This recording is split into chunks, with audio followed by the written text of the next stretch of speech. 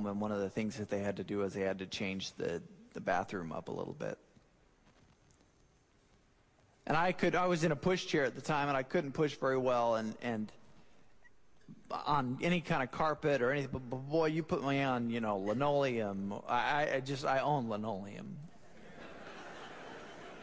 Linoleum was my turf.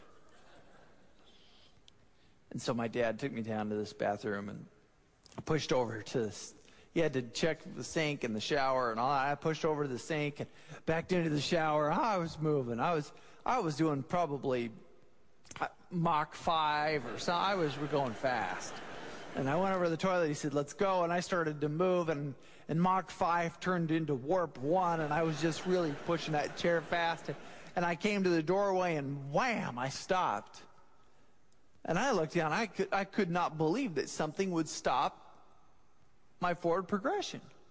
And I looked down to see what big boulder or brick wall or whatever had been built there since I had gone in the bathroom that now could stop my forward progression at this kind of speed.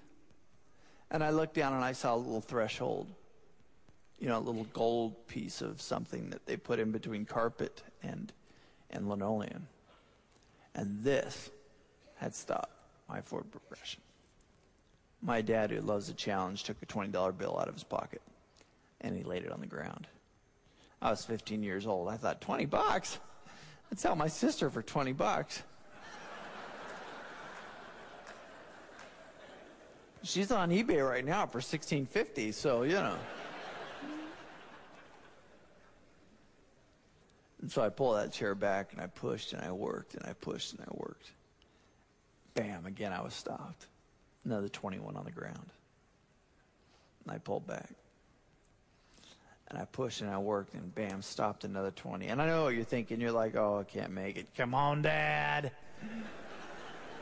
But I was giving it everything I had. Everything I had.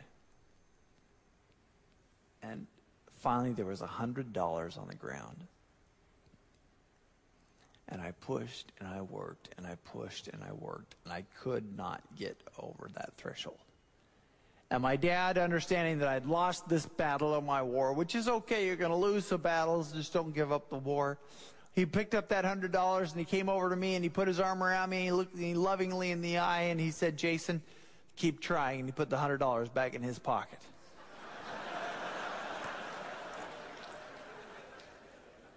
And I But what about good sportsmanship? Mr. Congeniality. But the $100 was long gone and spent. And what he gave me instead was of greater worth. Because he told me to keep trying, and I did. And every day for almost 30 days later, I had my sister and brother put me in that bathroom. And I pushed and I worked and I pushed and I worked. And I will never forget the feeling as my front wheels passed and my back wheels followed. And my arms went in the air because I had become a champion. In that small hallway in Boise, Idaho, I had become a champion. I was not going to be on the cover of Newsweek. Nobody cared about what I had done. I was not going to be on even the Idaho Statesman didn't care. The Thrifty Nickel didn't care about what I had done. But because I had done the things that we had talked about, I had become a champion inside.